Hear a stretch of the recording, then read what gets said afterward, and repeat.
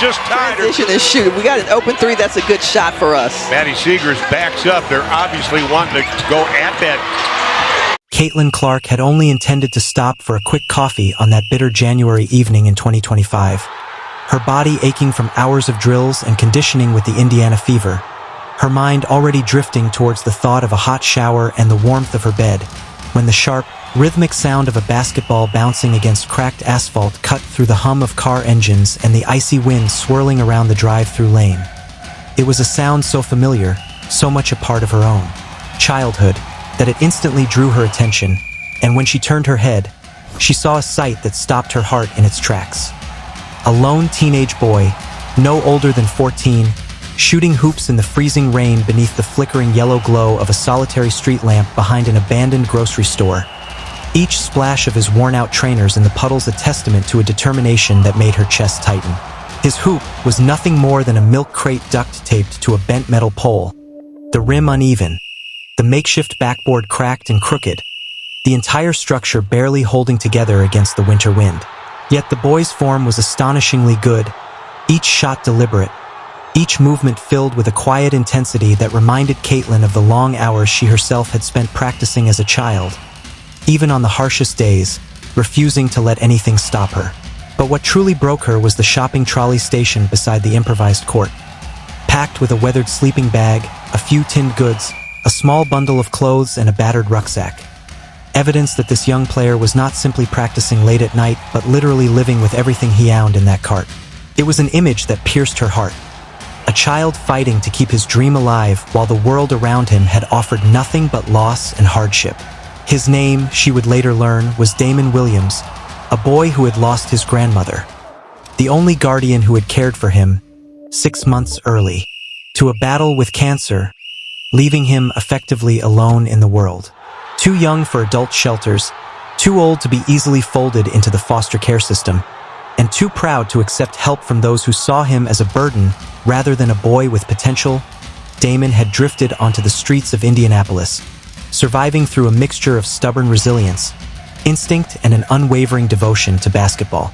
He had discovered Caitlin years earlier during her collegiate career at Iowa, watching her games on the community center television whenever he could slip in to warm himself, mesmerized by the fearlessness with which she played, by her willingness to take shots others wouldn't dare attempt, by the fire in her eyes that told him that great things were possible even when life tried to break you. He had started modeling his own training after hers, using her game as a template for hope, practicing moves in this abandoned car park night after night, no matter the weather, driven by the belief that perhaps, if he refused to give up, life might one day offer him a way forward.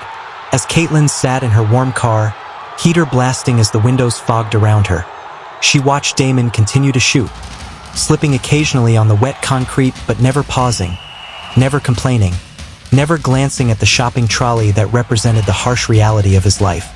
The sight stirred something deep within her, the memory of being a young player herself, the countless sacrifices her family made so she could chase her dream, the constant reminders she'd had that someone believed in her, that she wasn't alone.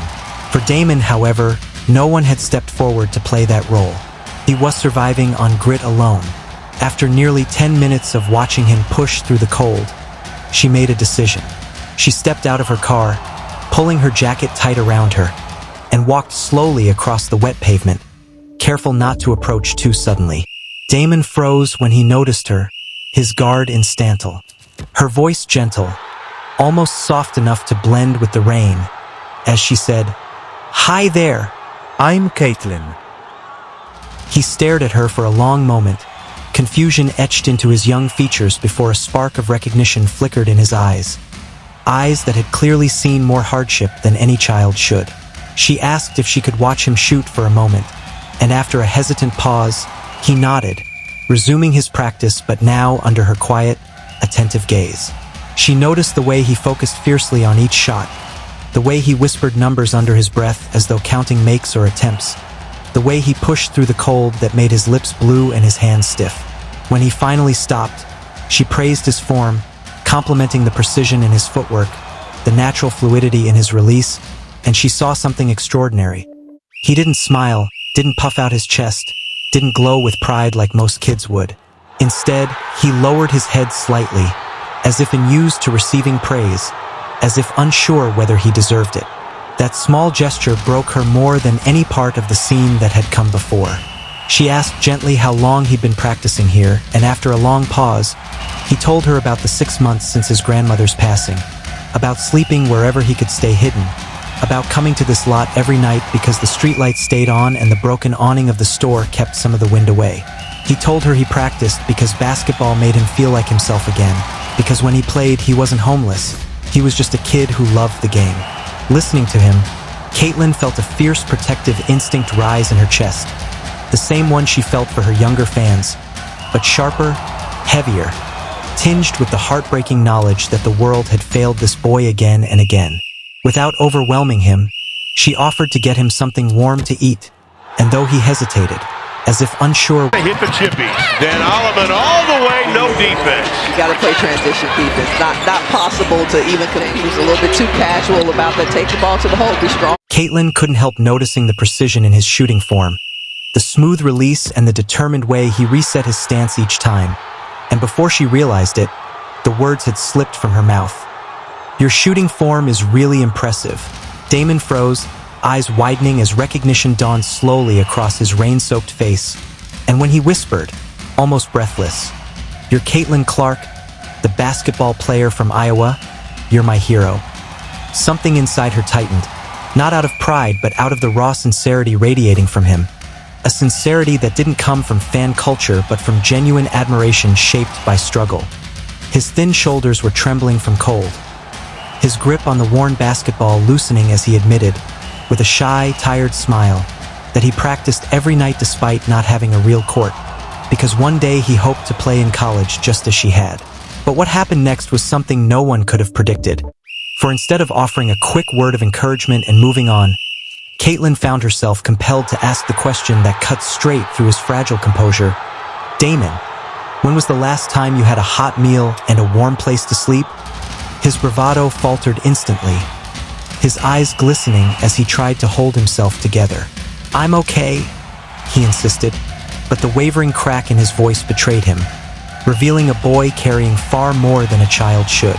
In that moment, Caitlin saw not just a determined young player, but a teenager fighting to maintain dignity in circumstances that would break many adults. And she made a decision that would alter both their lives. She gently asked him to come with her, promising warmth, food, and a proper conversation about basketball, and more importantly, introducing him to people who could genuinely help. It was one of those extraordinary moments in life when two people from completely different worlds meet under unlikely circumstances, and yet form a connection that speaks to some universal in the human spirit. Under a broken street light in an abandoned car park, a homeless teenager and a professional athlete found common ground not in fame or status, but in their shared love for a game that had shaped their identities. Caitlin didn't simply take him to a youth center that supported homeless teens.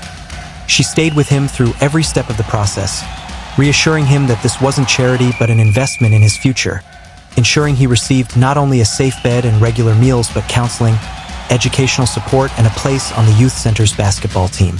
The next day, she brought him to a fever practice, and when Damon walked into the professional training gym, eyes wide, shoes squeaking on the polished floor, he looked like someone stepping into a dream he never allowed himself to fully imagine. The players didn't treat him as a sob story, but as a young basketballer with grit, talent, and a future worth nurturing. From that moment, everything began to change. With stability, Damon's schoolwork improved rapidly. His natural athletic ability flourished under proper coaching, and his confidence began to rebuild. What no one expected was the impact he would have on Caitlin and the entire Fever organization.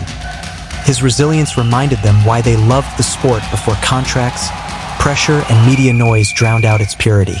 Damon became a steady presence at practices, helping with equipment, cheering players on, and offering a kind of quiet inspiration that grounded everyone around him.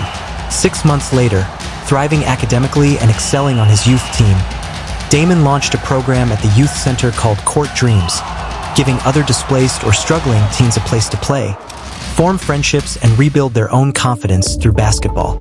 His story spread across social media not because of a planned campaign, but because people who witnessed his transformation were moved to share it. Videos of him practicing with the Fever photos of him learning shooting techniques from Caitlin, and posts celebrating a mentorship born purely from compassion. Now 15, Damon continues to live in stable housing, leads his team to victories, practices daily on a real court with proper equipment, and carries the same fierce determination that first caught Caitlin's attention in that dimly lit car park. His journey proves that circumstances do not determine destiny, that dreams don't require perfection to grow.